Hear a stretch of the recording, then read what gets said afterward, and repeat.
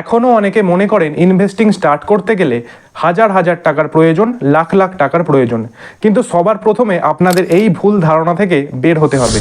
বর্তমানে আপনি মাত্র 100 টাকা কিংবা 500 টাকা দিয়েই মিউচুয়াল ফান্ডে ইনভেস্টিং স্টার্ট করতে পারবেন। আপনার যদি মিউচুয়াল ফান্ড ইনভেস্টিংয়ের বিষয়ে একটা বেসিক নলেজ থেকে থাকে, তাহলে আপনি আপনার গোল অনুযায়ী ইকুইটি, ডেট কিংবা হাইব্রিড ফান্ডে ইনভেস্ট করুন। তবে ইনভেস্টিংয়ের বিষয়ে আপনার যদি কোনো নলেজ না থাকে, তাহলে আপনি নিফটি 50 ইন্ডেক্স ফান্ডে ইনভেস্ট করতে পারেন।